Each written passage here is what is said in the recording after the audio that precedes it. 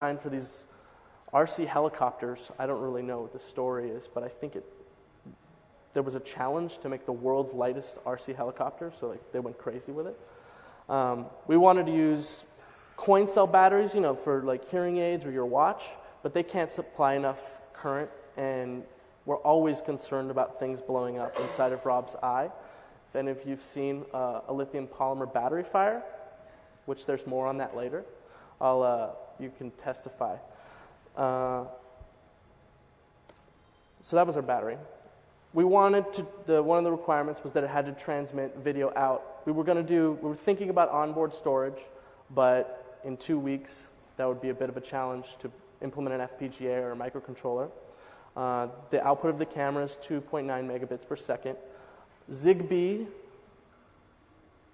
didn't have enough bandwidth unless we implemented some compression algorithms, but it did have it didn't suck that much power. It was very power friendly, which is good.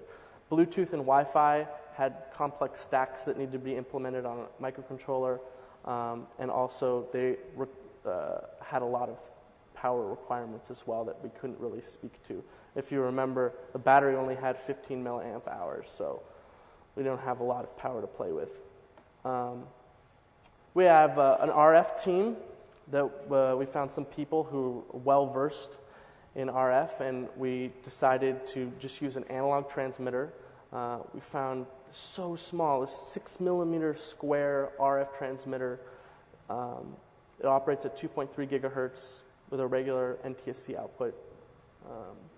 Can't really get the scale of it, but it's just really small. The camera PCB itself, we needed something really thin. Like I said, one of our problems was the thickness of the eye. We have a lot of space around, but not a lot of space in depth. So we talked to a lot of different PCB manufacturers, and they all said, we can't make it that thin. We can't make it. They wanted to make, like a regular PCB board, I don't know, 1/8 of an inch or something. And I'm like, that won't work. But we found this great company, and they took, if you've seen like layered PCBs, they just made one layer of a PCB, and that's 0.01 inches thick. It's like a sheet of paper. You can bend it. You can bend this PCB. We use BGA packages for everything, so it's very tightly packed. I tried, when we got the boards made, I was really excited, like, I'm going to bring them home and make it, and I tried to reflow it on Rob's oven, because we don't have any tools. I don't even have a soldering iron.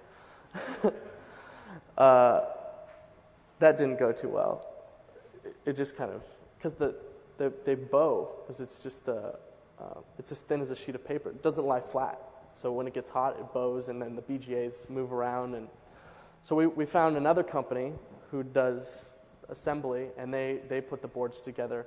The whole place was just people in front of desks soldering all day. It's amazing. I could never do that job. Much respect. Yeah. So you can see 12 millimeters square or round. It's a pretty small board. Optically, so you have a sensor and you need a lens in order to see anything other than just like light and dark. I don't know anything about lenses. It's a completely magical, mythical world of playing with light.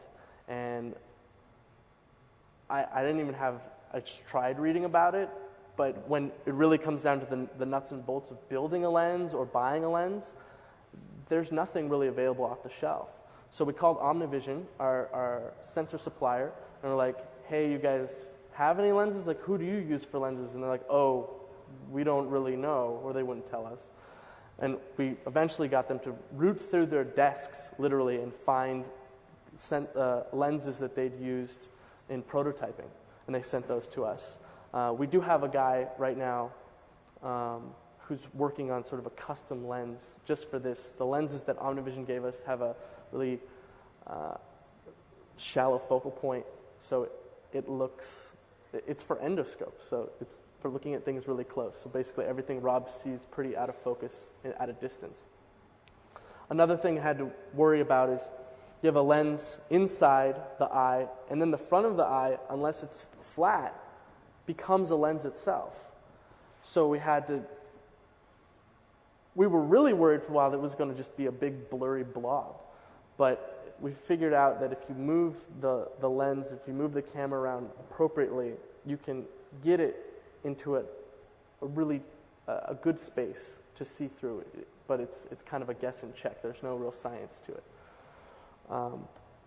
Instead of having controller inside the eye itself, we built an external control board that did gain control and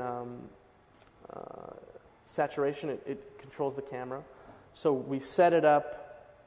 We have the eye. It's running. We have the control board connected to it. The control board programs the camera, and then we remove the control board, stuff it inside the eye socket, and stuff it in Rob's head. You know, it's really easy, straightforward. We couldn't fit all the PIC, the microcontroller, inside the space of the eye in the time. So it's a pretty straightforward endeavor of connecting everything together and hoping that it works, right? We've been working for 2 weeks. Rob is freaking out because he's about to fly off to Brussels. I'm freaking out because I've never tested this thing and never put it together. And Rob has the brilliant idea of like, okay, for the first go, we're going to put you in a film studio with a red camera and lighting all around you so we can watch you assemble it. And I'm like, Rob, this is engineering. Like, it never really works the first time. I've never seen anything work the first time. It's so rare. He's like, don't worry about it. It'll work great. Just hook it up. Come on, Kosta, just hook it up. He had all this faith in me. I'm like, you sure? So, of course, the inevitable happens, and I let out the smoke. I don't know if you're familiar with this term. I learned about it at my old employer, SpaceX.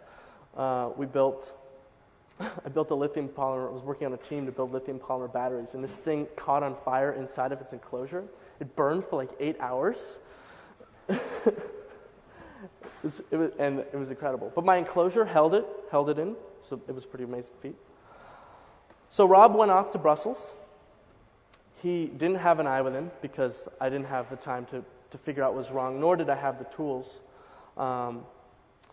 But he talked about the project anyway, and he ended up talking to people at the AP and Reuters, and I was totally blown away when the next morning after the conference, my phone is ringing off the hook. Like, hey, we heard about this EyeBorg project, what's going on? Rob doesn't have a phone because his phone doesn't work in Europe, so they're just calling me.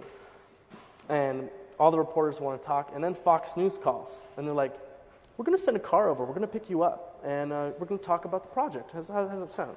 And I had like an hour to get ready. So I go on Fox News, and I basically have to explain, yeah, it caught on fire. That's all I really have to say, because it's not done yet. But we have this new charge. We're all empowered. Like, the press is interested. People are interested in this project.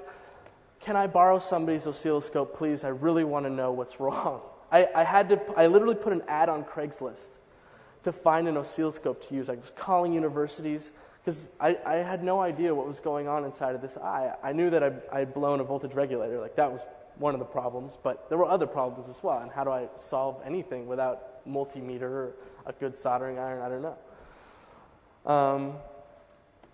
Finally, it did work.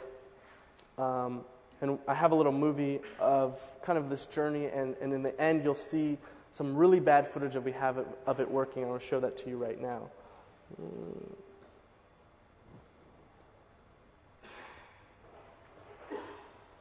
Audio? Oh, hold on. Wait for it. False start.